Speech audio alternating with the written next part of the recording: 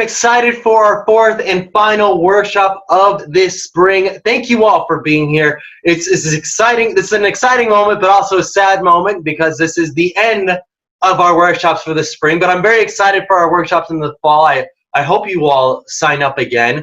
We're going to have new speakers. You're going to be matched with a new mentor. We're going to have new content. I think you're going to really enjoy it. But our workshop 4 topic is how to manage conflict in the workplace. This is a very big deal. And I think to maybe ask an early question, just to get the ball rolling on this topic, is when you're in a work environment, the question I have for you is, how do you want others to feel about you? Write in the comment section.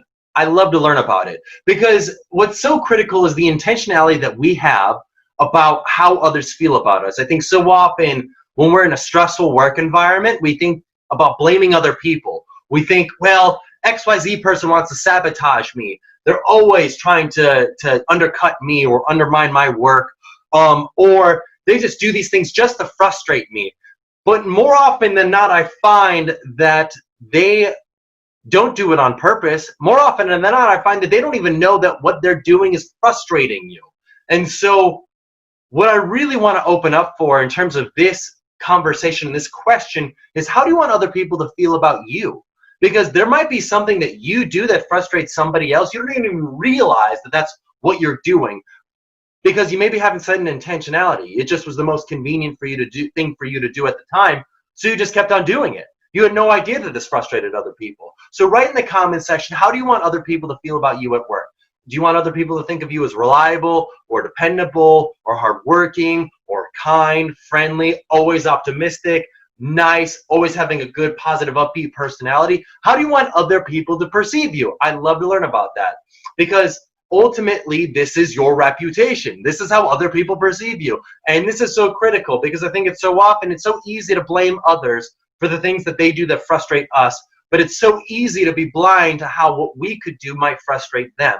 So if we can set an intention for how we want other people to feel about us, if we think about that every single morning when we go into work, our likelihood of actually fulfilling and embodying that persona, that person, increases substantially. So I want to ask the question, how do you want other people to feel about you at work?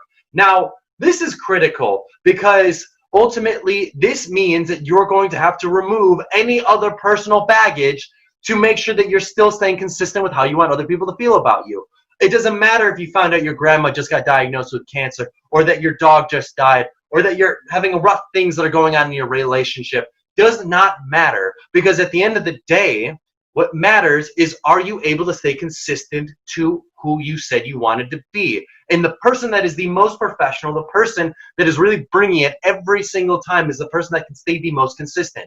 Because if you start to let your personal stuff creep into your professional life, it's going to open you up to potentially not being the consistent person, the consistent intentionality that you've set for how you want other people to feel about you. And I think it's really important that you really work towards doing that, which leads to the 3 keys to success that I've shared with you in every workshop, which is your strategy, your story, and your state. And fortunately, we know how to get ourselves into a state conducive for being successful. No matter what is going on in our words, no matter how mad, sad, angry, dejected we're feeling about anything going on, we can get ourselves into an emotional state conducive for being happy, even if it's for a temporary period of time, through our motion. So what I want to do right now is I want you all to stand up, and I want you to shimmy it out. I want you to shake it loose. I want you to scream at the top of your lungs. On the count of 3, scream. 1, 2, 3. Yeah! Just let it out. Let it loose. Let it go. You've got nothing to lose. Who cares if other people are looking at you? You're probably in your house anyways. With all the coronavirus craziness going on,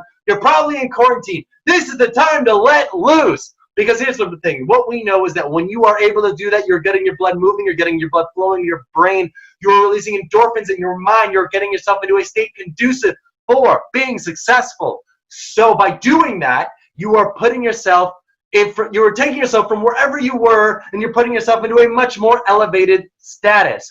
That is how you stay consistent. No matter what you want other people to feel about you, if you can get yourself physically into a state conducive for being successful, other people are going to perceive you as whatever feeling you want to set for yourself.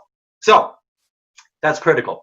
The other key is your story. What is the story you tell yourself for why you will or will not be successful? This is critical. If you tell yourself, well, I can't do that, or this is impossible, or I don't know if I have the abilities to do something like that, you're going to achieve the outcome that you've set for yourself. And it is ultimately going to lead to the outcomes that you put on yourself. So if you tell yourself why you're going to be successful, if you tell yourself why you're going to make it work, you might have a chance of actually going out and achieving the outcomes that you want to achieve.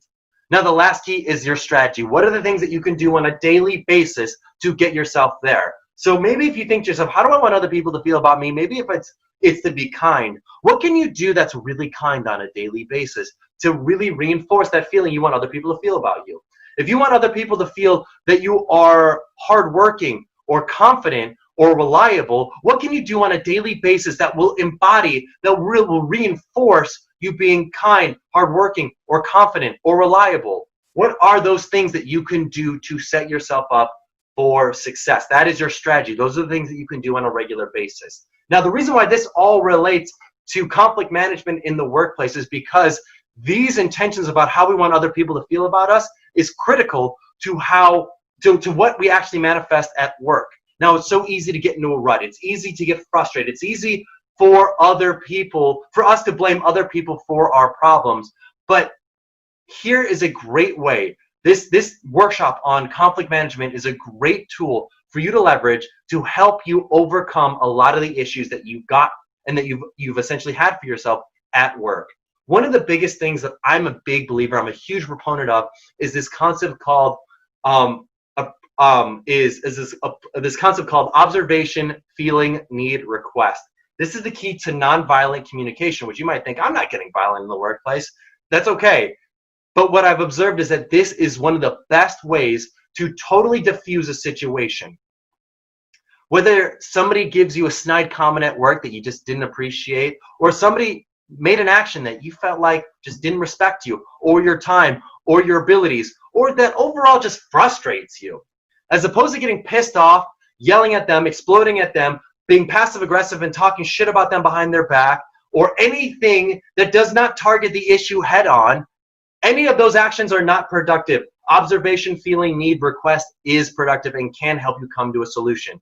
Now, here's how observation, feeling, need, request works. It literally follows the exact formula that I've laid out. Observation. What is the thing that you have observed? Now, the key with observation is that it's got to be undeniable. It happened, but there's no emotion to it. So, for example, the thing that really frustrates you is when John interrupts you at work, and let's say he just interrupted you 3 times in the course of a conversation.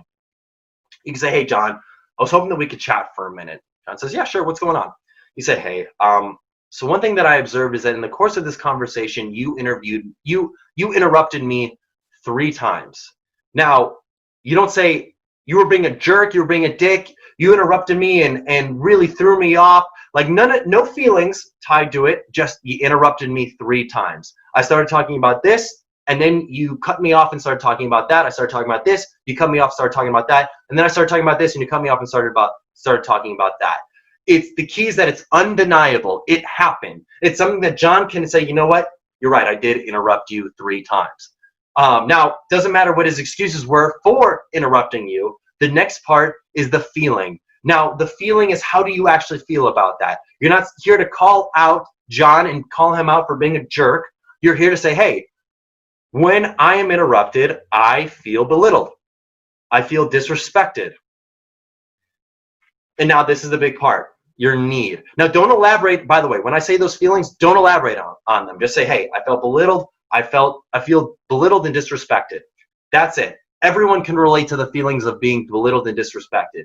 Now, your need is critical because your need is like a higher level need that you've got that you believe the world should work like this. In a work environment, the work environment should work this way and that everybody can agree to that.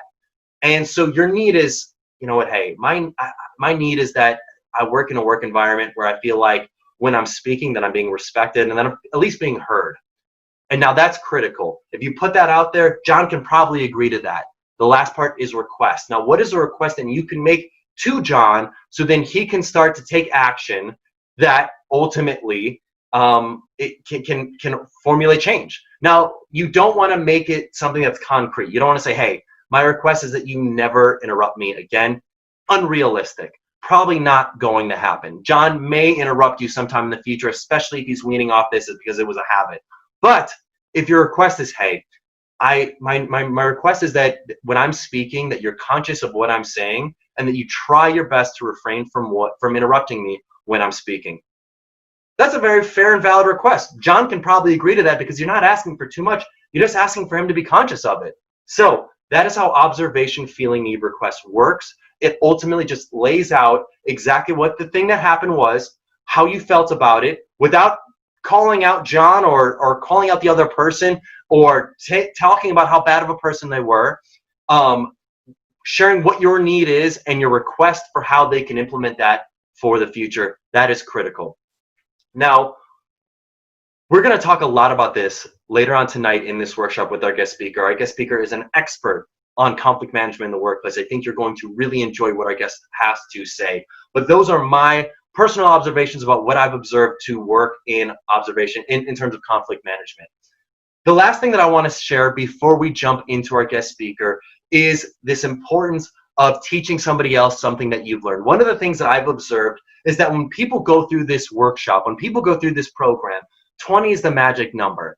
If you tell 20 or more people about something you learned in this program, by the way, it doesn't necessarily need to be that you taught them a full seminar. It could be that you mentioned to your significant other or a friend, a peer, a colleague, hey, I learned about this thing called observation, feeling, need, request in Ambition and Motion workshop. That could be it.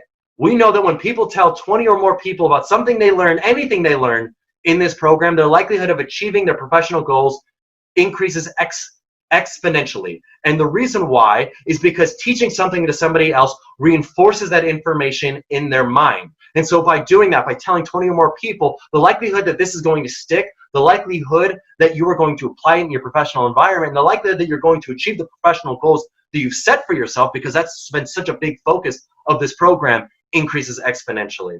So what I would love for you to do after this workshop is to find somebody that you can teach something that you learned from this workshop this evening. I think that will really help reinforce what you're learning in this program, really help you make the most out of this experience. I'm so excited to dive into our guest speaker this evening. I really hope that, and I really encourage you to participate in the program for the fall, as you're going to get a new mentor, we're going to have new content, we're going to have new speakers. I think you're really going to enjoy it. This has been a pleasure working with you all, and I look forward to the next steps for your summer and beyond.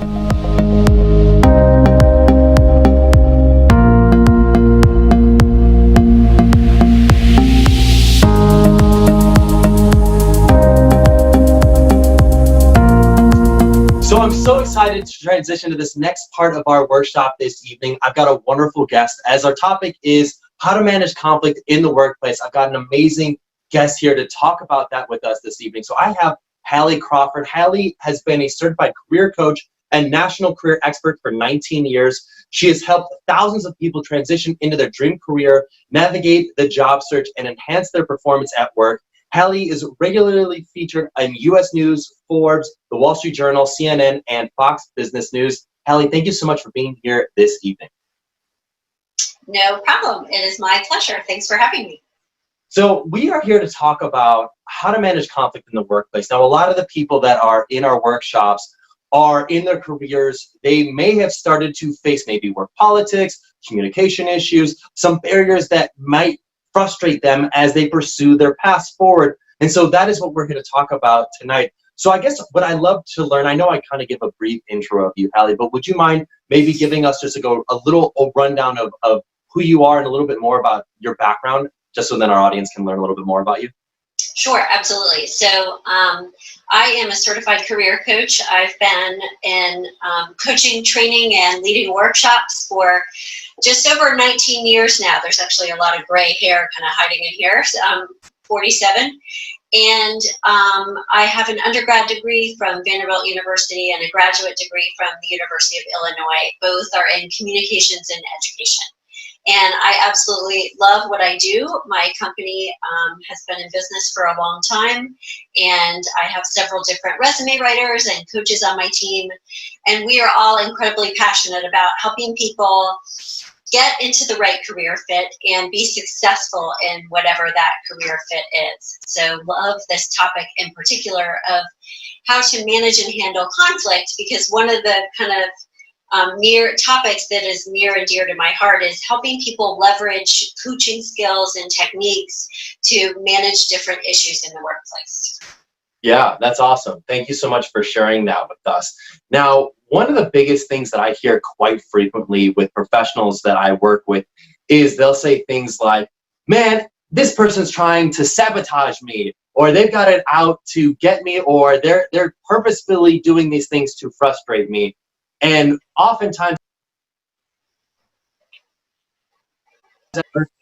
I will realizing that the other person just maybe working in their own lane and not realizing that what they're doing is frustrating the other person. So I'd love to learn from your perspective. Have you ever worked with anybody you did not see eye to eye with? And how did you handle that? Yeah, of course, right? So tons of people. And the first thing to do, and then the way that I typically handle this and have handled it in the past, is to try to understand first where they're coming from. Because as you just said, a lot of the times, if you give them the benefit of the doubt, at least at the beginning, they don't realize that this is going on and they're not doing it on purpose. So try to give them the benefit of the doubt first and try to understand where they may be coming from. What are they trying to accomplish? Do they have maybe a different personality type or style than you do, or different strengths?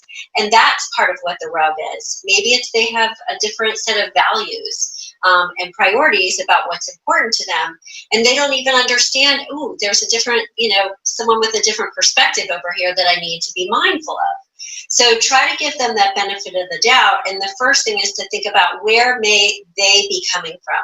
Why are they, being this way or doing whatever it is they're doing, and try to take it less personally too. This helps you with that, and then you can be a little bit more objective about, okay, logically, these are the things that may be going on.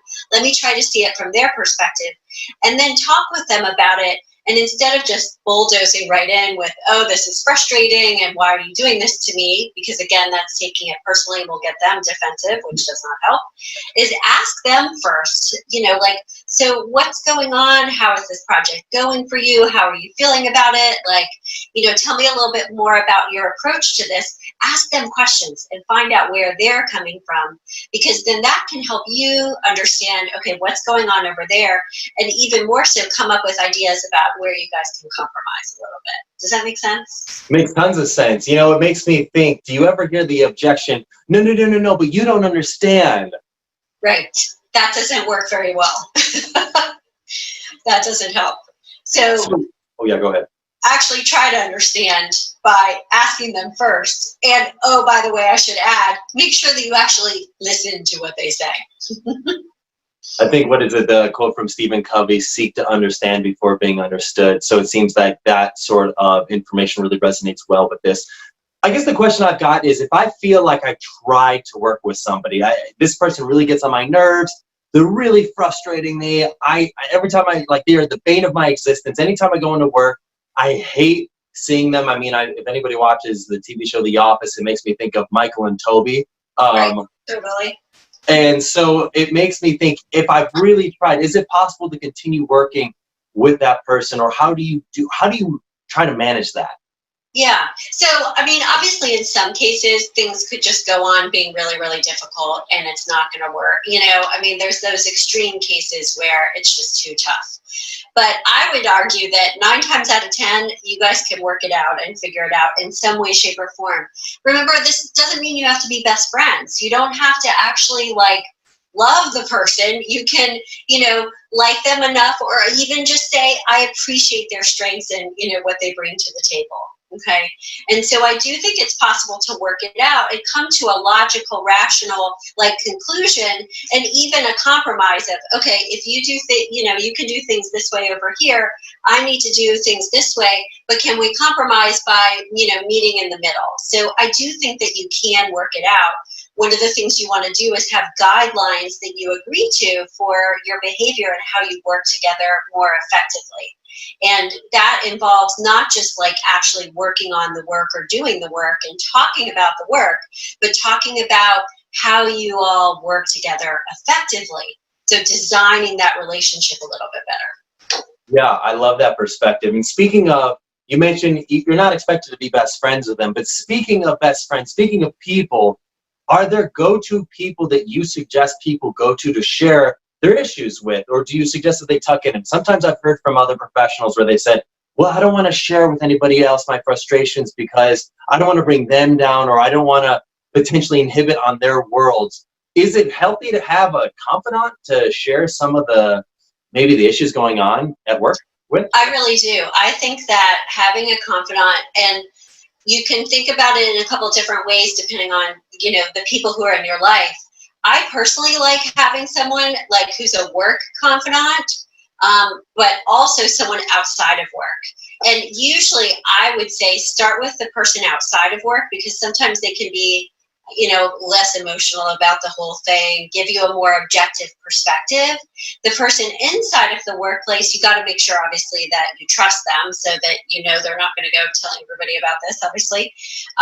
But they could give you kind of the insider's perspective. So, no, I would definitely share with people and get their perspective, and keep in mind that they're adults. They can take care of themselves. It's not your job to worry too much. Okay, yes, you don't want to bring people down. I get that.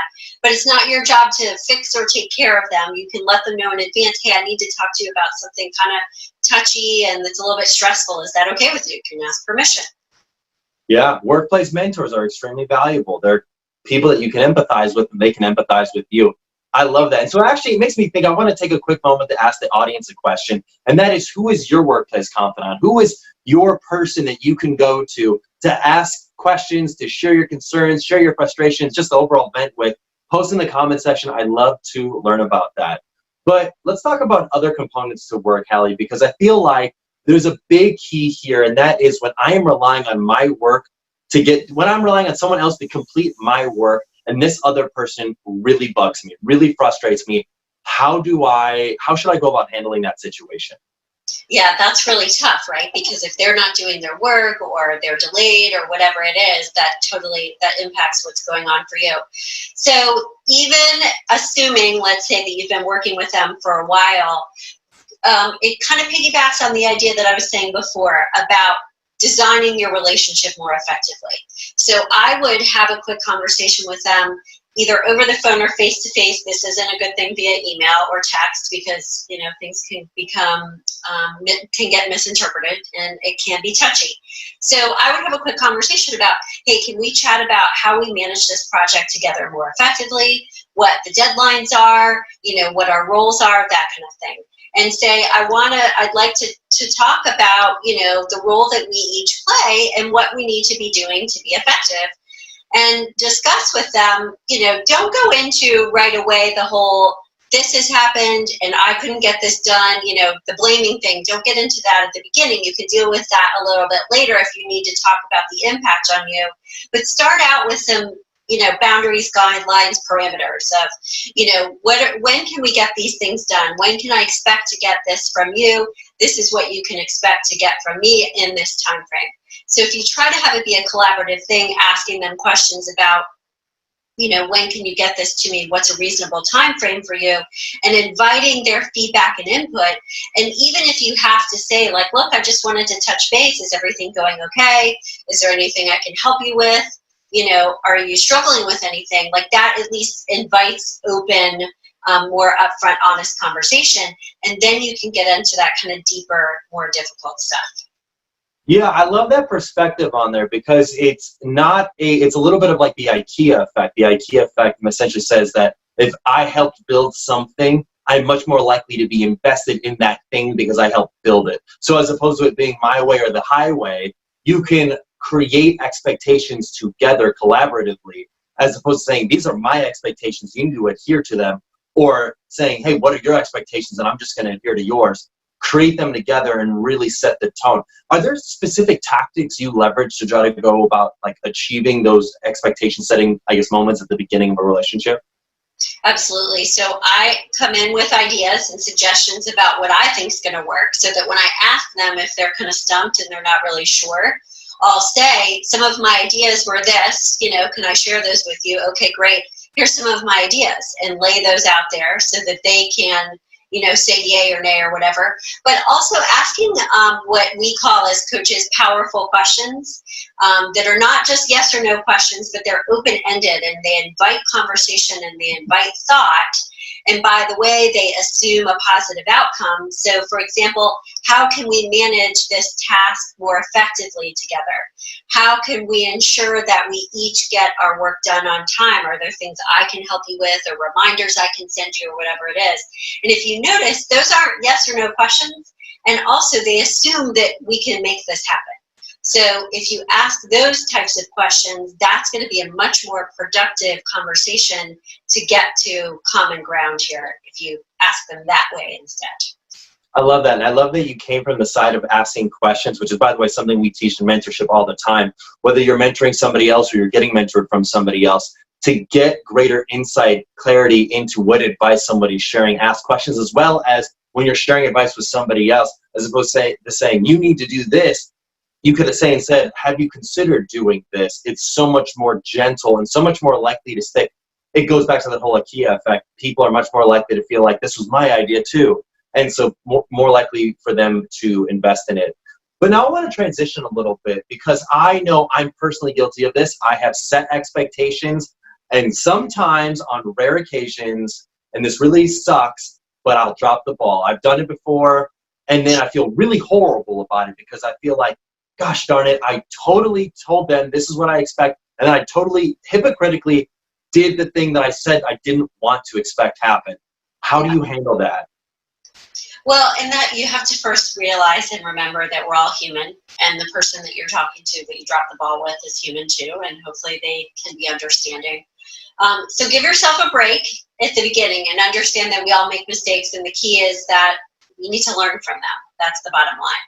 The other thing to do, though, too, is to be transparent about what happened and communicate as soon as possible, immediately, about, okay, I'm so sorry, this is what happened.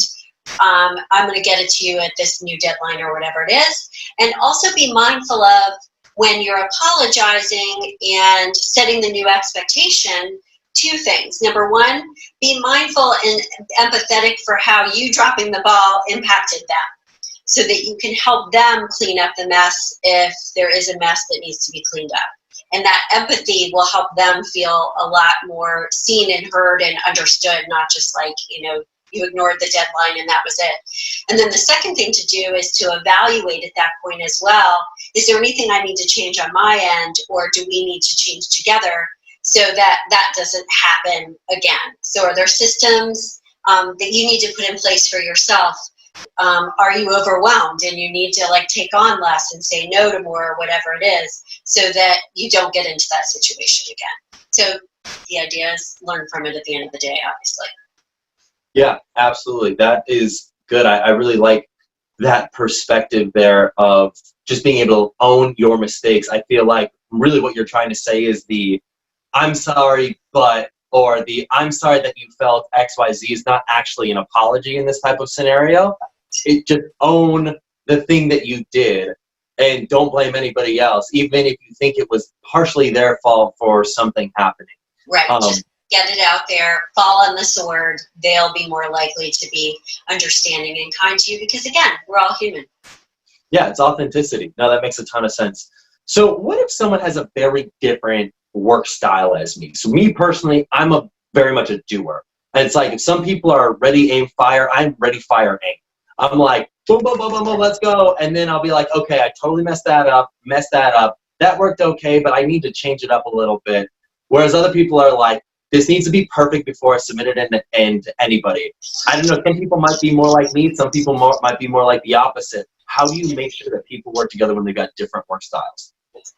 So that's a great question. And this comes back a little bit to when we don't need to just, we need to understand what our strengths are and what our personality type is and what our work style is in order to be effective. And as part of that, though, we need to also be able to communicate that to other people as well. So it's not good enough to just know how I operate.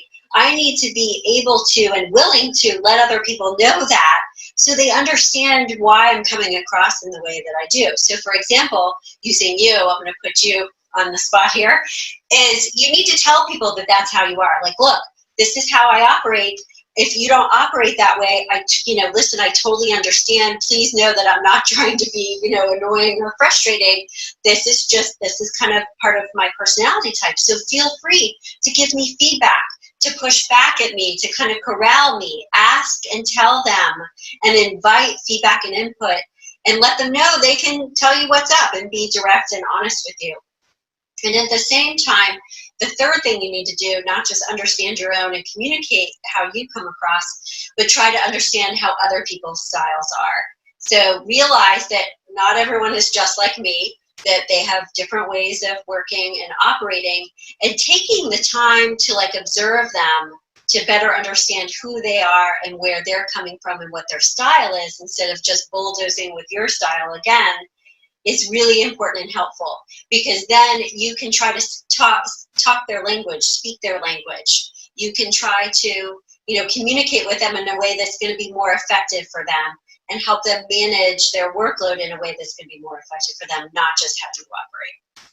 That's a good point. Could you clarify for me, though, the difference between work differences and personality differences? I think that there is a difference. What is that difference? Just so then if I'm someone in the audience watching this and I'm thinking to myself, I feel like personality-wise, we go to Friday cocktail hours, we enjoy each other, but there are times, maybe, I guess I'll give a perfect example. For me personally, I'm somebody who can go from joking, having a good time, to being 100% focused in a snap.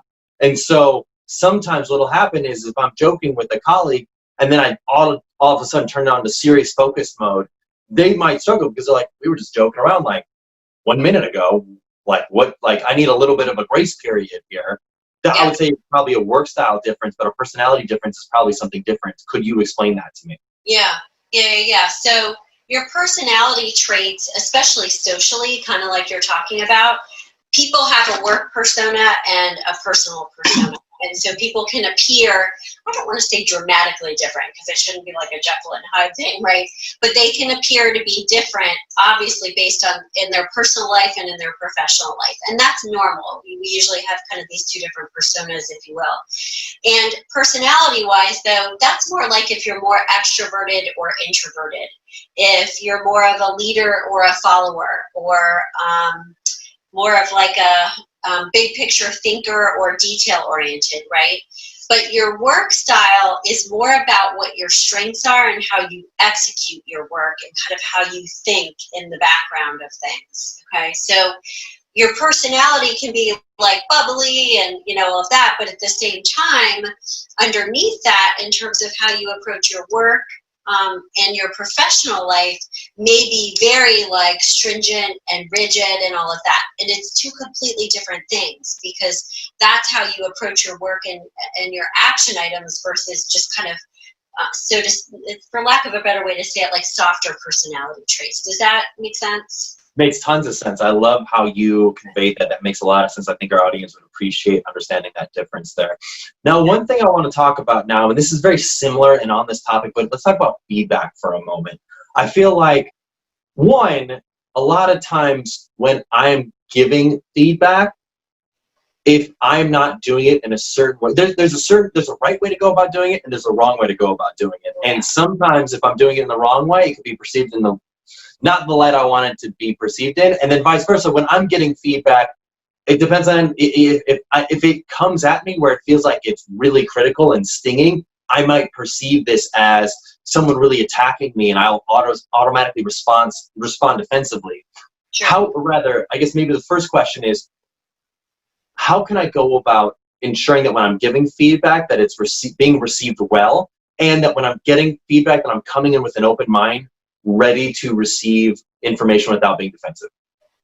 Sure. So it's really important when you're about to give some feedback, or you think you're going to get some, to mentally prepare in advance. And so if you're providing feedback to someone, or you're about to, I always tell our clients to let someone know that that's what you're about to do. So say, I've got something I'd like to talk to you about that could come across or as kind of tough to hear.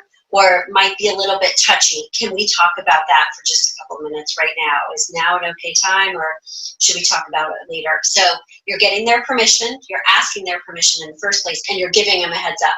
And right away when that's the case, people may start to feel like a little bit defensive, like, okay, I've got to get ready for this. But the idea is they'll be more prepared for it. And so they'll be more prepared to say, okay, like, I'm giving permission to do this, and it's okay with me.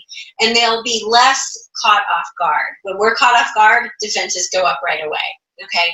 And in this case, if you handle it this way, asking the permission and letting them know what's coming, you're setting the stage. And you want to tell them, for example, too, I'm giving you this feedback because I really care about your professional development, or I care about this project, whatever it is, so that you let them know that you're coming from a good place, you're coming from the heart, and need to give them that. And as part of that, you need to be prepared too, if they're going to provide feedback to you. Again, this is that mental preparation you need to do in advance, is take a deep breath, prepare what you're going to say in advance, and really be grounded kind of in your body the whole time. Take those deep breaths and continue with them.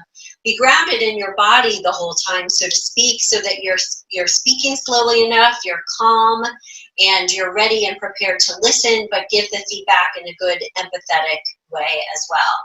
And the whole idea here is to be just really calm and come from the heart. I love that. I love that you came from both sides. Now, one thing that I've observed, especially in the workplace scenario, is that if I'm a senior leader, sometimes my ability to listen kind of turns off. Like, I didn't get to the CFO position because I wasn't an amazing person. And so therefore, sometimes this happens, sometimes in leadership, the listening skills kind of turn on the back burner. But what I'm hearing you is that almost someone who's at a direct report level can give feedback to a senior leader. How can they go about doing that so then it's well received and not seen as a threat to somebody who's in a higher up position? Sure. And before you do this, you want to kind of evaluate how you think they're going to take it, and think about the timing of it, the location of it. Don't do it in the middle of, a big group of people and a big meeting, obvious things like that. So think about timing and location and everything else as part of it. And then as part of that too, think about how they might take it. What is their personality type as well? Would they be more comfortable in a certain scenario, you providing that feedback, and what's the best way for you to do so? And then use the same tactics I was talking about a moment ago to say, look, this is kind of hard for me because of the position that I'm in, but I really wanted to give you some feedback. Is that okay with you? Because I feel like this is really important to the success of our project. And I wanted to ask you a couple of clarifying questions, or whatever it is. So go in with asking that permission. And what you may want to add too, since they're more senior than you, is to let them know, like, look, I'm not trying to be insubordinate, and I realize that you may have a lot more, or you do have a lot more expertise and experience at this organization, all of that, and I honor and value that. But I wanted to share something with you. Can I share that? And then we can talk about it a little bit more further. That's a great way of putting it. I like that. Now, I love to learn your thoughts on this, Hallie. I am personally a huge fan of nonviolent communication. So observation, feeling, need, request. I explained this in the earlier part of this workshop, in the initial earlier segment, about a little bit of what that means. Essentially, I'd love to learn your thoughts. Is that something that you subscribe to for handling conflict in the workplace? Mm-hmm. Absolutely, absolutely. And of course, if they get touchier or they escalate for any reason, I would suggest still going through that same step-by-step process. But remember too, when you're at work, you've got people around you. There's an HR department that can kind of help you intervene if necessary. You've got a supervisor that hopefully will have your back. So I absolutely would subscribe to that, and then keep in mind too that if you need to get some support from another place, like whether it's a coach like me, or a mentor, or from HR, whatever it is, you've got that backup, and you can handle things calmly and take it step by step and go slowly with it. Don't jump to conclusions. Don't force a resolution. Like, give people overnight to think about something or sleep on it or whatever it is. Like, take the time that's needed to work through whatever conflict is going on. I love that. I appreciate that you sharing a little bit more about that. So 2 final questions, Hallie. One is, are there any benefits to not handling conflict in the workplace? To like avoiding it, you mean? Completely? Yeah. Like, sometimes I see a lot of people be passive aggressive. They say, you know what? I'm just going to tuck it in somewhere deep, and then eventually maybe one day it'll explode and go crazy. True. Fantastic. Right. Yeah. So that's not so good. So I would say that you do sometimes want to consider whether you need to pick your battles. So it is okay to consider, okay, if there's all this stuff going on, what's the low-hanging fruit? What are the 2, I'm not going to take on 10 different conflicts and 10 different issues at once. Let me start with the low-hanging fruit and the most important items and take those on first. And you, in some cases, depending on the person and the situation and everything else, you may need to pick your battles a little bit. We all do that. That's just part of being in a relationship in any way, shape, or form, right? So, and be mindful of, if you're doing that or when you're doing that, like what's really, really important to take on versus not. But overall, I do not suggest avoiding the conflict. If you're picking your battles, you're picking small ones to kind of put away that you know you can get over and they're not going to build up and explode. Because exploding at a coworker or supervisor later on because you haven't dealt with this stuff along the way is incredibly bad news. So you do need to address it up front and handle it as you go. I love that. I think that makes a lot of sense. Now, I think one thing that I personally subscribe to, I think has been really helpful for me is with handling conflict, is almost creating a list of like things that I know that I need to take a stand on. Because I think you're right. You got to pick and choose your battles. But I think what's really key is that you do it immediately. Because if you wait a day, 2 days, 3 days, for you to eventually bring it back up to this person, it's been way in the past. They may have forgotten the action they even did, or even forgot like the whole mental process they were in for that to happen. And so in my experience, breaking habits immediately and saying, hey, whoa, that's not cool. We need to have a conversation with that. Let's have a talk. That can help break them. That can help them, I guess, conjure up that mentality that I thought they had at the moment and break that habit and ideally break it from doing it in the future. Yeah. Timeliness is important. Absolutely.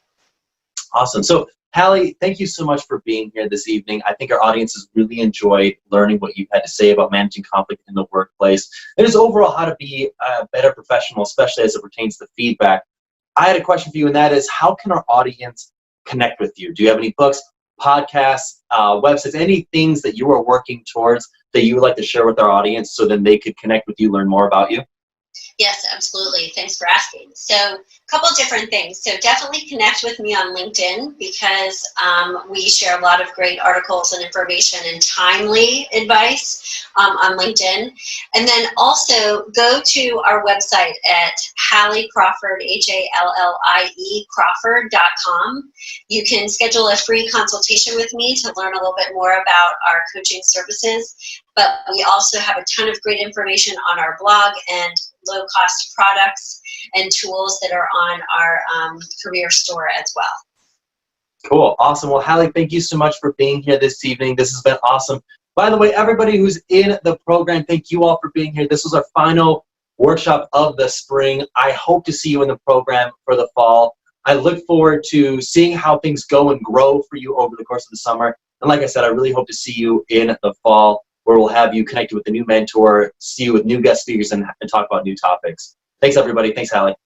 You're welcome. Bye-bye.